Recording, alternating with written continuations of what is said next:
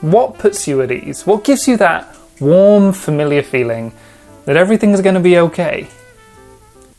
I mean, probably not very much right now, to be honest. But for me, one of the coziest, comfiest things I can do is to turn down the lights, shut off any distractions, and instead of making a homemade meal or slipping into some flannel pajamas, I turn on YouTube and I go to one of a handful of very, very comfy channels, suitable for extended viewing. And while these may simply be my recommendations, I believe that each one of them has a warm sense of nostalgic joy, familiarity, and good vibes that are sure to make you feel comfy too. Trust me, if you're having a rough day, simply watch one video from one of these channels and it'll take those bad vibes and wrap them up in a blanket and throw them over a bridge. In a fun, loving way. Sweet and hard candies remind us of the halcyon days of our youth. Hardened rocks of pure sugar, flavoured and coloured with all sorts of fruits and chemicals, are a rare treat for us bill-paying grown-ups. Lofty Pursuits is an old-fashioned diner and soda fountain based in a small neighbourhood just outside of Tallahassee, Florida. It serves ice creams, milkshakes, breakfast platters, and sponsors a marching band that meets monthly, and will let you borrow their sousaphone. They also have a YouTube channel which has grown to over 500,000 subscribers in under 4 years, documenting their seasonal candy making experiments. Not only providing dizzying visuals of molten sugar sliding softly onto the saccharine surfaces, the adorable host Greg explains the fascinating history of whatever sweet they're making that day. You see, just like any food, sweets and sugar have actually a lot of political and social history wrapped up in them. Even just in the United States, forgetting about the whole British sugar trade thing. Not only that, Greg sometimes drops nuggets of life lessons in there too. After watching a few of these videos, you can learn that most candies are variations of the same process that involves melting down some sugar, combining flavours, combining colouring, and letting it cool on a cooling table before stretching it out and chopping it up into pieces. The brilliant thing about this channel is, like all good content creators, Greg, the dad to everyone, assumes you've seen nothing from him before. That means you're going to be hearing these phrases. White. We have an amber instead of white and we need to make it white. And we do this by taking it over to our candy pulling hook. And I'll pull the candy on the hook bunches of times, trapping air bubbles every time. Every single time. It's like turning up to see a favourite band and waiting, just waiting, to hear that line that we all love. To me, one of the coolest physical, cosy spaces I can go to that's outside of my home is not a warm pub with an open fire. No, it's a thrift store. Preferably in a nowhere town overseas, not a city like London where the prices have been jacked up higher than a former chancellor. Every item in these stores, every discarded Oxford shirt or porcelain butter dish has a story behind it. Someone bought it with good intention once, it lived with them, it stayed with them, and then one day they decided they no longer needed it. And that's what's ultimately fascinating about them. They're nostalgic and familiar, but ultimately unknowable and mysterious. Clint Basinger at Lazy Game Reviews, or LGR for short, allows you to immerse yourself in the first-person thrift shopping experience to make sure you really feel like a thrifter.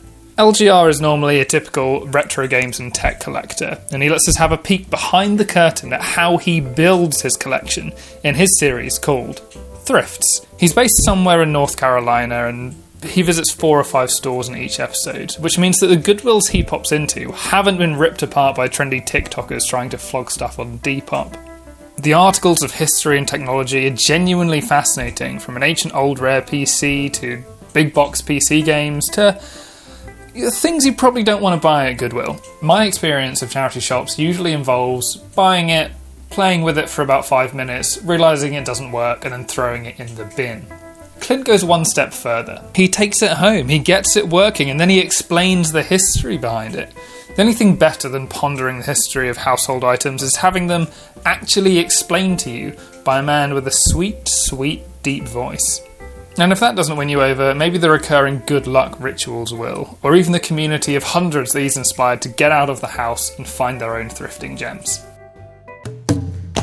Primitive technology immerses you in the wild, untamed environment of the Australian outback. Starting with literally just 2 rocks, he smashed those together until he made some basic tools.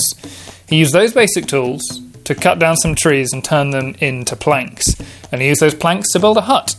And next to that hut, he then made a fire, which turned into a stove, which he then used to fire clay pots that were filled with sweet potatoes that he grew himself. And that's only the first few dozen videos. The technology he creates, while primitive, is super, super impressive. This guy is playing Minecraft IRL and has made more progress than I've ever done in the game. In creative mode. No filler, no intro, no outros, no one asking you to hit that notification bell so you can get notified as soon as my videos go live.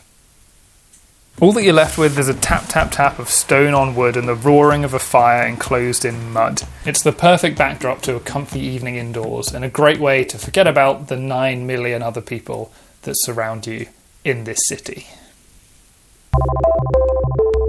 Have you ever had one of those conversations with someone where they just go off and on about some subject that you don't really care about, whether it's ice hockey, improv comedy, niche YouTube channels, and instinctively you kind of want to switch off and not pay attention.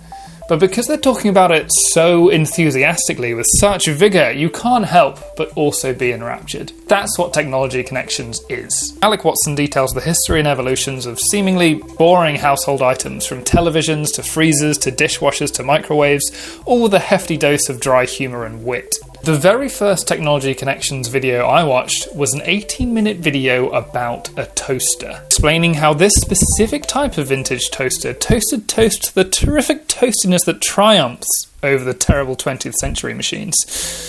This video now has 1.4 million views. One of the amusing things about the channel is that suddenly you're given very, very strong opinions about things you never knew you cared about. Of course, chest-style freezers are much more energy efficient than standing freezers, but that's just the price of convenience, and it's a travesty that microwaves don't come with an advanced cooking features like the Sharp Carousel Multiple Choice Microwave Oven released in 1987. When will the world learn? The Townsends is a channel dedicated to exploring 18th century lifestyles, from construction to crafts to transport. The most popular videos on their channel are their culinary exports, such as this 300-year-old recipe for fried chicken, or a recipe for a fat and grain block that's supposed to last for years and years at sea or at war. If Alec at Technology Connections is the most enthusiastic host on this list, Jazz Townsend is the friendliest. His enthusiasm and genuine love for everything 18th century just shines through in every single second of every video. Look, sometimes I make a beautiful homemade beef stew, and I get kind of disappointed when it doesn't turn out exactly how I planned. But this guy talks with an incredible amount of love and appreciation for a really hot onion. In the world of the Townsends, there's no social media. There's no internet, there's no regrettable same-day Amazon flashlight deliveries. It's a simpler world that they've created. If you need some distance from the pressures of today, I cannot recommend enough watching one of the Townsends videos and letting the YouTube one-track algorithm lead you to hours and hours of historic escapism. Most channels that are dedicated to a hobby can be tiring, overindulgent, and a little intimidating for people who aren't willing to dedicate their life to it. James Hoffman could be called one of the most prolific baristas in the world after winning the World Barista Championships and writing the World Atlas of Coffee, one of the most well-loved and most gifted coffee books around.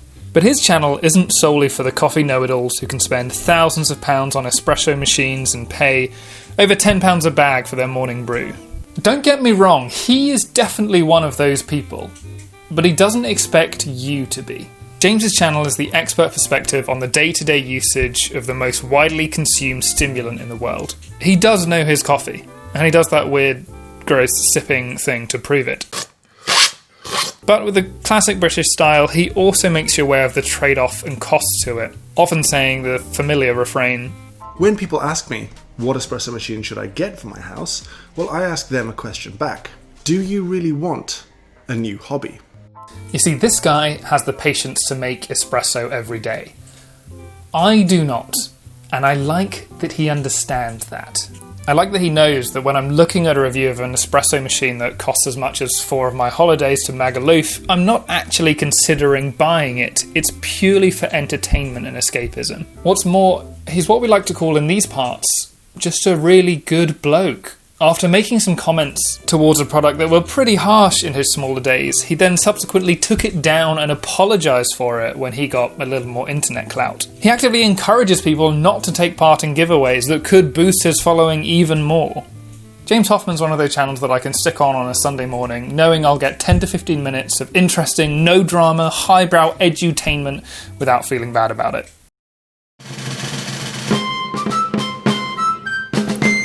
Steve MRE is a true YouTube legend.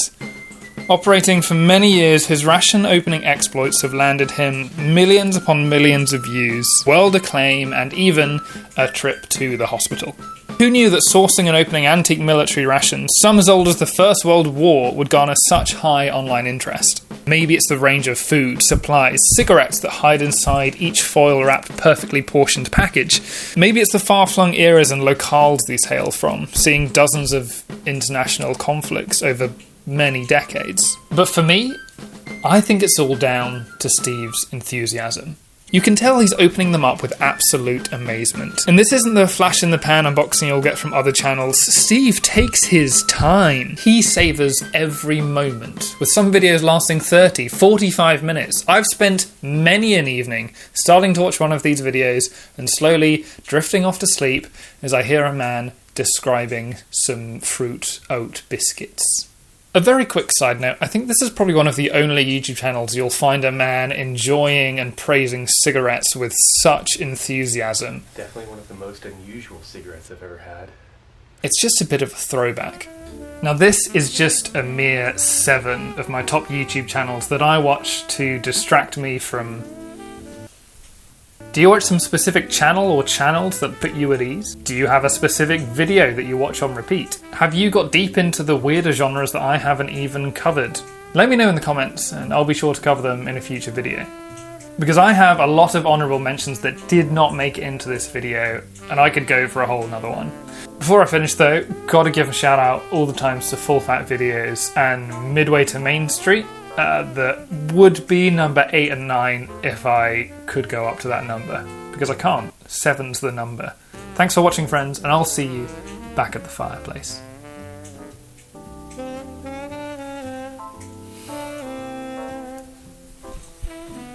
Okay.